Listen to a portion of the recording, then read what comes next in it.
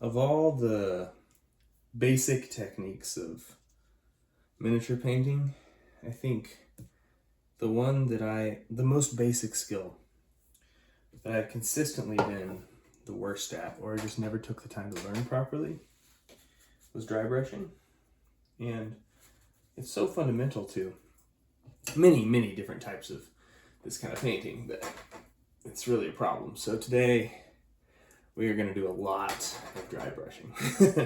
But what I have here is something kind of special. It's something that I've wanted to paint for a long time because my imagination is captivated by these little guys. But I have primed and ready Geonosians. Gosh, I love these bugs. They were prominently featured in the Attack of the Clones, and in terms of Star Wars movies, only very fleetingly referenced anywhere else. You can see, their leader just a little tiny bit in the Revenge of the Sith as well, but for the most part, these are Attack of the Clones guys. So already they got that going against them, and that it's arguably the least popular Star Wars movie. They had a lot of appearances in other media, though. I mean, they feature very memorably and prominently in an arc of the Clone Wars TV show as antagonists. They also... that guy's arm fell off. It's not a great sign for us going forward. I will put him aside for repair later. This is the other thing about dry brushing, is it's a slightly rough process on the models themselves. So I have to do a little bit here there. Maybe it's just the way I'm doing it. I don't know. Anyway, so they're in an arc of the Clone Wars. They're in the Attack of the Clones. And then they're in an arc of Star Wars Rebels. So that's kind of their history. But the role that they play in those stories is part of what makes them so interesting and special to me. Because there's really three dramatically different things that the Geonosians represent. That's kind of what I want to get into here. But now I'm taking a detour to fixing this poor little guy's arm. Anyway, there we go. In the Attack of the Clones, they serve very heavy-handed plot-related purposes. They represent something really obvious. In the supplemental material, they grow to represent something entirely different. And then in the speculative discussions about them, then they represent a completely different third thing. So this is kind of what I want to explore. The first thing they represent, and the way that they're used in the film, The Attack of the Clones, they are a revelation. They are an apocalypse. They are the unveiling of the truth. We all know that under George Lucas, Star Wars names have some meaning. Sometimes more or less heavy-handed. Sidious is insidious, and Maul might maul you, right? But Geonosis means, it's a Greek word. It's pseudo-Greek. It has Greek roots. It means the planet of knowledge. Geonosis. And what's happening on Geonosis is the truth about the rest of the galaxy is being revealed. What's happening on Geonosis is a shadow of true things about the rest of the galaxy, both in the process of the plot and also in the revelation of real processes and tendencies as well. So, on Geonosis, also in a really superficial way, Obi-Wan Kenobi learns the truth about the plot to destroy the Jedi as well. So, Geonosis is the place where plots are revealed. It's the places where truths are uncovered. So what do we find on Geonosis? Well, Obviously, we find a bunch of movie villains discussing their plot in a place where our heroes can hear them from caves and holes in the ceiling. So there's that. It's also the place where Count Dooku confronts Obi-Wan Kenobi and tells him the truth about the plot. He says that the Republic is now under the control of a Sith Lord, which is true, and that the Jedi are partially to blame for their own situation, which is true. But also on Geonosis, we meet these guys. We meet this hive society of warriors who are bred for their role in a caste system where they build weapons and fight. And the truth is, the galaxy is about to meet two different versions of these guys, artificial versions of these guys. The clone army is discovered at the same time the Geonosis is discovered. And it is revealed that the human powers of the galaxy are about to create their own caste system of gene warriors to create a conflict. And then at the same time, part of the work that these nice little bugs is doing is also revealed in that they're building great droid armies of battle droids, custom built for combat, to bring the same thing. So we see in the droids on the planet of knowledge, we see the revelation of the truth about what's going on in the galaxy and the truth about what the galaxy is turning into. Because we're all going to be living under the Empire after this, which is a human hive, basically, just like these guys. So the Geonosians represent all of that. And then, of course, they represent the villains of the superficial villains of the galaxy. They represent war profiteers and arms dealers who are causing so many problems in the plot. Because the Geonosians operate droid factories, and we get to see them in loving, lavish detail in the movie. We get to explore the Geonosian droid factories. But it's implied, and of course shown in the supplementary materials, that underneath those droid factories are Geonosian factories, where they're hatched in eggs and prepared to serve their queen. So these guys are a picture of everything else that's going on. And this is brought home ultimately, because at the end of the movie, we get a glimpse of the long-term dream of what these Geonosians hope to build. And they really don't want the Republic to find out what they're planning to build. Well, I say they, but it is revealed to us by this guy I have yet to paint, Poggle the Lesser, the head of government of the Geonosians. Because the Geonosians have planned and are trying to get the resources to build the Death Star. They are the ones who designed the Death Star. For some reason, they want to build that. Well, we can maybe talk about that later. So these guys are arms dealers. They're drones. They are battle droids and clones. They are an authoritarian, regimented society. They represent everything that all the specters that haunt the galaxy, basically, is what the Geonosians represent. So on the planet of knowledge, we go and we see their society, and we see the plans they have, and we see what's going to happen. So that is the role that they play in the movies. And of course, they're also gross and creepy, the way they're presented. So, these things are all thematically connected together, and it tells a nice story. So that's part of why you should love Geonosians, because they play a fun thematic role in the way that George Lucas likes to do his storytelling. You get some bad, creepy bugs that suggest that maybe we're all bad, creepy bugs. Good fun. But then we see them later in the animated TV shows and also in books and things like that, where you see them in a slightly different light in the Clone Wars when, the battle droids are defending Geonosis against a Republic attack.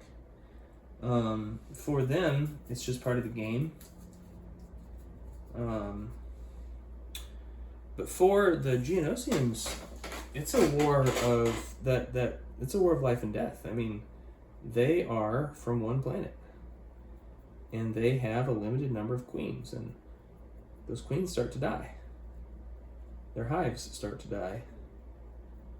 And the first hint we get of this is after the Battle of Geonosis. We're given a weird horror subplot where the clones and the Jedi have to venture underground beneath Geonosis, and they find that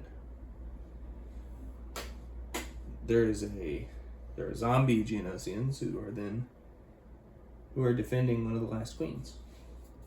And the queen is reanimating their corpses to try and defend herself and their very existence as a species by doing some fairly horrific things. Necromancy, by way of brain worms.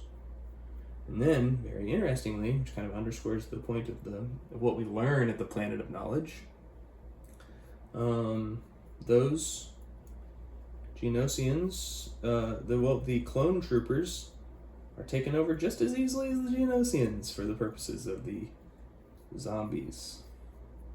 So we see that liminal space between life and death that zombies represent, and we see that clones and Geonosian warriors are not that different from each other.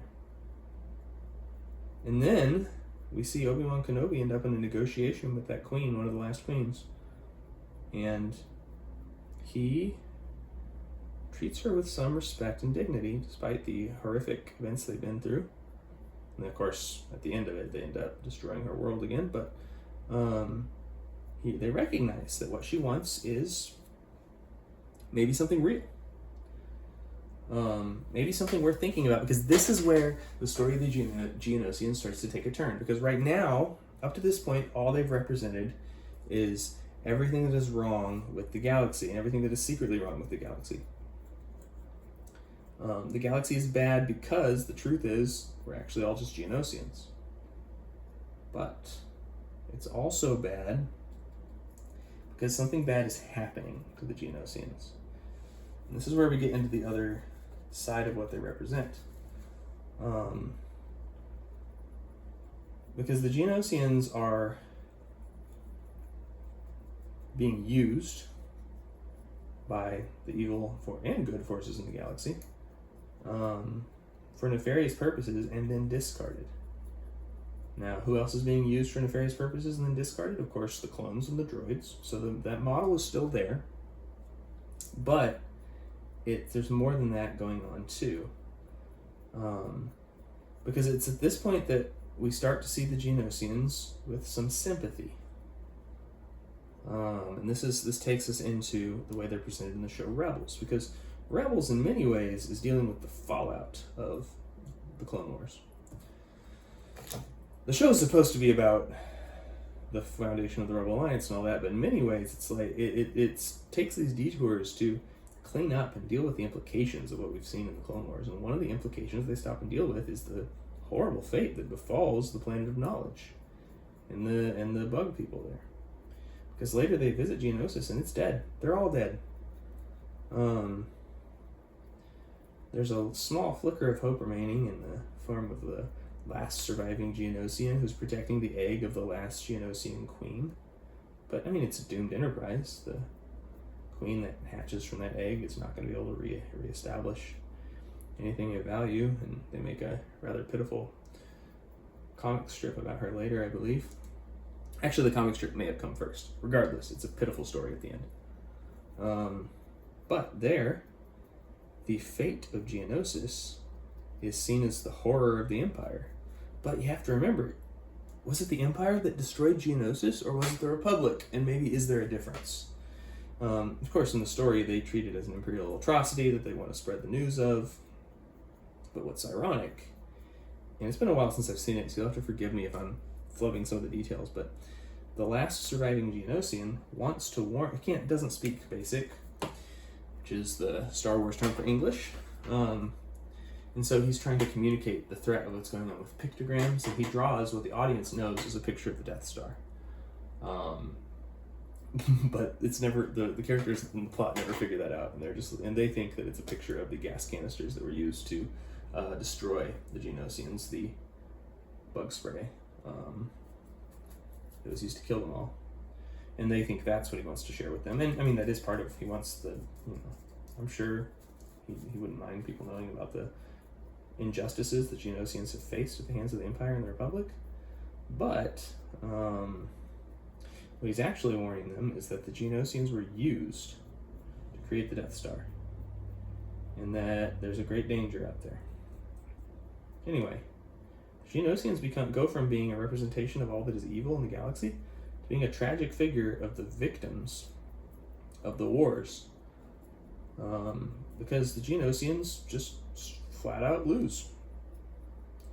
And I'm modeling this army to be kind of a surviving Geonosian group, although, in keeping with the rules of the game, I do have to have my Clone Wars leader in here, so I'm going with Poggle the Lesser, the leader of the Geonosians during the Clone Wars. But I'm really trying to imagine the Geonosians as a people with their own interests and their own needs, And that's kind of that's why I decided to make a CIS army, and that's why I'm finally excited to get to my bug boys here.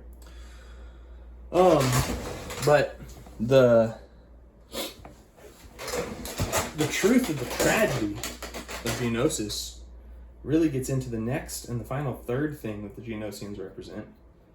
And the Geonosians also represent the sort of underexplored but definitely there reality of Star Wars politics that I think I touched on when I did my first Empire discussion, where I was discussing the degree to which it is correct to say the Empire is fascist. But there's something going on behind the scenes in Star Wars, and this is not overt in the films, but it is still definitely a valid read worth discussing, I think, in the way that alien species interact with the galaxy. And this is some good emergent storytelling, because the reason why in the original movies there were way more humans than alien species was because humans are easy to cast and cheap to pay extras for, and for aliens you need fancy rubber masks. So you always want to have more human extras. But it ended up being part of the storytelling of the Star Wars galaxy, where the Empire, or the Republic always had a human bias. Most worlds in the Republic had, another one is a little loose, so I have to be careful with him. Most worlds in the Republic had a human population and an indigenous alien population, and we see a lot more of the human population represented in the Senate and things like that. So that's happening. But what's interesting to me is what does happen when you get places like Geonosis, because Geonosis does not have a human population. It's not clear if they ever had a senator, if they were ever really part of the Republic. It is not certain.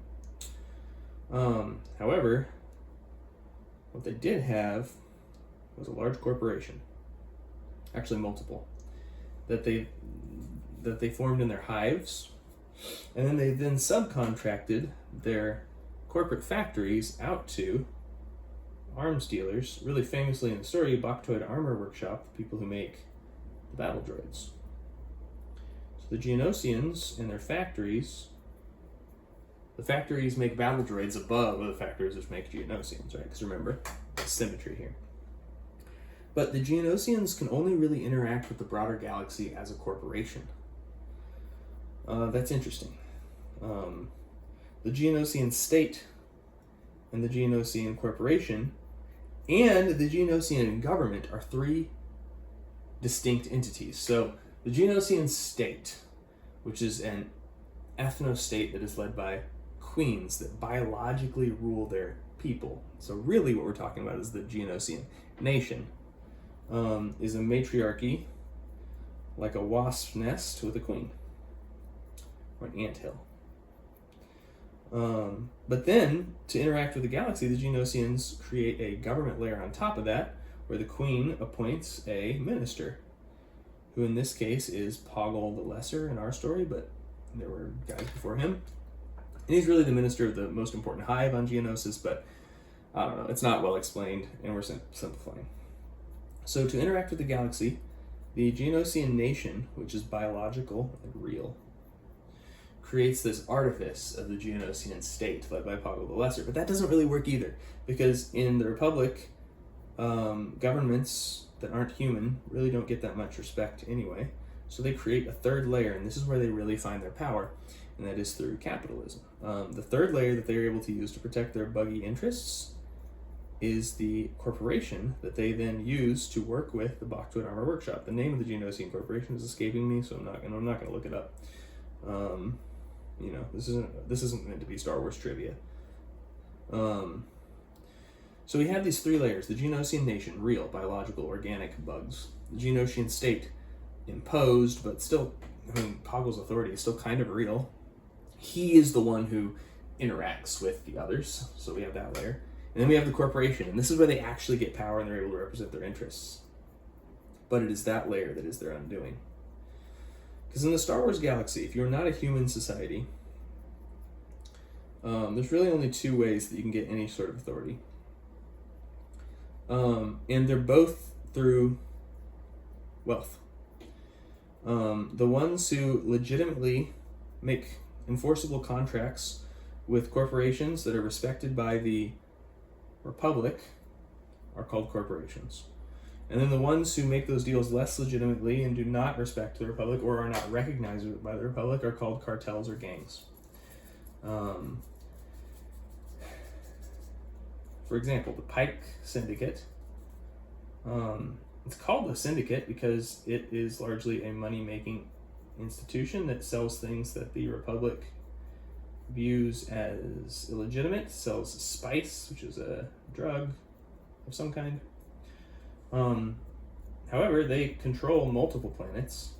They have their own armed forces. They make treaties and agreements. But they are not humans, so they are a criminal syndicate. Geonosians, likewise, are a corporation in the eyes of the Republic in their most important way. And yeah, they've got their hives, they've got their government, they've got Poggle the Lesser, but their real power comes from being a corporation. And this is where the other interesting side of Star Wars politics gets to, because the idea of the corporations as a challenge to the state is a important one in Star Wars, because it's the central thing that Palpatine fears. The reason he needs the Clone Wars is because there are too many sources of power in the galaxy, like these guys, who can't be easily ruled. Palpatine knows that through politics he can rule the human worlds.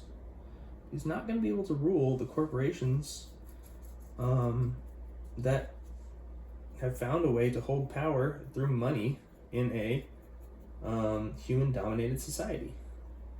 So he has to first create a political excuse to seize the wealth and assets of the powerful owners of wealth. And one of those is the poor people of Geonosis.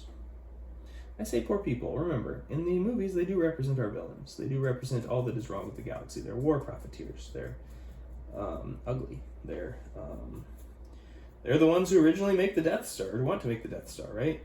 I mean, these aren't saints we're talking about, but that's exactly why they're a convenient target for Palpatine and his pernicious plots. And that is the third layer that makes the Geonosians so interesting to me. So they're interesting plot-wise as the planet of knowledge and revelation. They're interesting as symbols of the power and evil of the Republic and Empire. But finally, they're interesting as an example of what it means to challenge human hegemony and fail to do so. Because in the end, they are doomed. They are eradicated. Even our heroic final surviving Geonosian who escapes with the last Queen Egg fails in his mission in the end in the comics. The Geonosians are ultimately discarded both by the galaxy and by history for failing politically and socially and thematically. And I pity them and I respect them. And ever since I saw that it was possible within the rules of Legion to make a Geonosian-dominated army, I have wanted to do so, because I am moved by these bugs and their plight, and what they represent. Occasionally wicked, violent war profiteers as they are, I like the Geonosians. And I, for one, am going to stand with my buggy boys from the planet of knowledge.